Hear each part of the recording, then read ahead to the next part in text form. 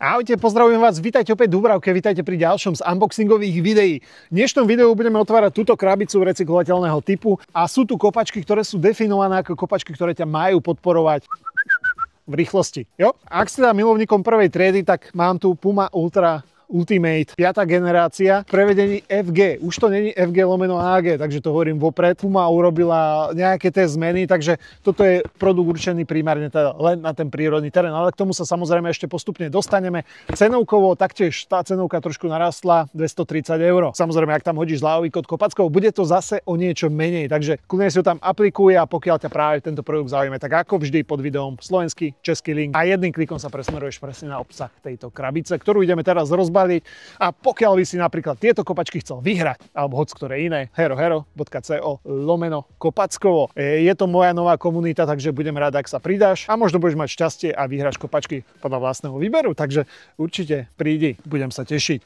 Obsahom krabice sú kopačky a je tu aj vrecuško. Častokrát sa pýtate na tie vrecuška, ale mám pocit, že čím ďalej ideme s rokmi, tak proste tie vrecuška sú horšie a horšie. Takto vyzerá. Spredu Ultra, odzadu Forever Faster, ale znova je to taký, že taký hrubší igelit. Už proste tie vrecuška sú, ja keď si objednáš možno z AliExpressu za €50. No proste, ale je tu a úlohou práve vrecuška je zabezpečiť to, aby z bodu A do bodu B si ich vedela ako tak presunúť, aby ti nezašpinili celý batoh napríklad. Ale nezabudni ich vybrať, pretože toto nie je nejaké vetrané vrecuško. No a poďme na to najpodstatnejšie a to sú samozrejme kopačky. A musím uznať, že tieto Puma Ultra ma aj dizajnovo veľmi milo prekvapili.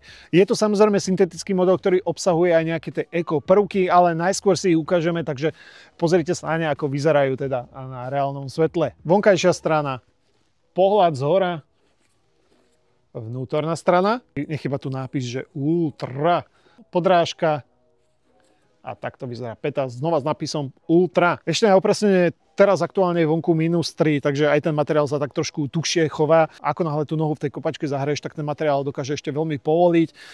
Čo sa týka toho materiálu alebo toho zvršku, ako som hovoril pred chvíľou, je to syntetický model. Tým, že ten materiál je pomerne tenký, neviem, či to takto uvidíte, ale mám niekedy pocit, keby miestami mohol aj presvítať. Ďalej, čo sa týka povrchu a celkovo toho gripu, tak je tu Grip Control Pro. A ten grip, dá sa povedať, že je celkom dosť výrazný na to, že sú to rýchlostné kopačky, alebo teda ten rýchlostný typ kopaček, nech sa vyjadrujem správne. Úlohou toho gripu je ako vždy zabezpečiť to, aby práve v tých vysokých rýchlostiach ti tá lopta nejako nesklzávala z nohy, zároveň byť aj čo to presný na tú bránu alebo smerom na svojich spoluhráčov. Inak keď sa na ten model tak pozerám, nejako mi vadí práve to malé logo práve tej Pumy. Čo poviete?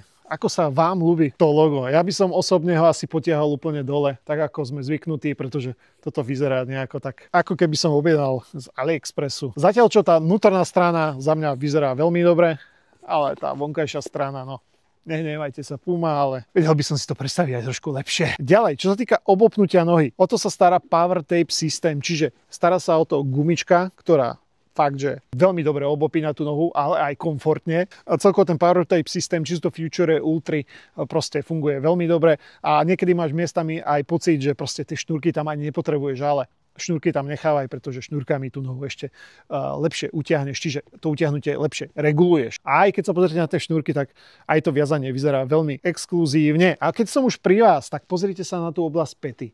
Tu sú práve tie vankušiky, ktoré fixujú nohu a zároveň dávajú ten komfort. A okrem toho môžete vidieť aj vložku, ktorá má technológiu Nano Grip. Úlohou práve tejto vložky je zabezpečiť to, že proste tá noha tam bude fixovaná. A funguje na princípe takom, že ako náhle tam dáš nohu, vložka sa zahreje, tak pôsobí protišmykovo. To znamená, že má ten protišmykový efekt a šťastie teda nahrádza protišmykové ponožky, alebo teda protisklzové ponožky, nech mi aj bratia Češi rozumejú. Ale samozrejme, ak tam dáš tie protišmykové ponožky, tak tá noha je tam fakt jak zabetonovaná. Posledná vec, na ktorú sa pozrieme, a to je podrážka. Trošku som zašpinil, pretože som ich skúšal ešte. Inak, ak máš aj nohu širšiu, nebudeš mať problém, jo? Ako fakt sedia na nohe veľmi dobre. A čo si možno všimneš na tej podrážke je, že vzadu nie sú 4 štuple, ale sú 3. 1, 2, 3, zatiaľ čo predu je 2, 4, 6, 8. Celkovo tá podrážka je nastavená tak, aby ťa podporovala jednak v tom zábere. A keď sa pozrieš ešte detailnejšie na tie štuple, tak sú do takého T-čka. Toto je v podstate nový typ štuplov, ktoré ste mohli vidieť už na úplne novinke, novej generácii Puma Future. uholo práve samozrejme tej podrážky je podpora tej rýchlosti. Aby som nezabudol, je to teda tá FG verzia. To znamená, že je to model určený primárne na ten prírodný terén, žiadna umelá tráva. A čo určite odporúčam je, ak ideš do Puma Ultra Ultimate, tak pozri si ešte tú kolekciu predchádzajúcu, ešte z minulého roka. Jednak sú tam dobré ceny a zároveň tie produkty sú určené aj na umelú, aj na prírodný terén. Zatiaľ, čo už práve tieto nové generácie od roku teda 2025, čiže od tohto roka sa budú deliť na FG verzie a pokiaľ by si chcel ešte na práve tento typ terénu, AG verziu, tak si musíš kúpiť ešte ďalšiu kopačku, takže pôjde to do peňazí. Takže pokiaľ koketuješ s tými ihriskami, ako je umelá tráva, prírodný terén, proste choď ešte do tej staršej edície. Nechcem povedať, že generácie, ale staršej edície Puma Ultra. Urobíš veľmi dobre. Pokiaľ si fanúšikom práve tých najnovších modelov, tak absolútne nesklamú. Za mňa je to fakt, že veľmi dobrý model a už som to miliónkrát hovoril, že tá Puma za posledné roky ide stále raketovo hore. Aj čo sa týka už tej kvality. Takže toľko k ním. Ak máš otázky, kľudne sa pýtaj do komentára, po prípade, ak si nevieš vybrať ten správny typ kopačiek, píš mi na môj instagramový profil Kopackovo, som v dispozícii, rád samozrejme pomôžem, poradím. A za dnes je to všetko. Puma Ultra Ultimate. Ahoj!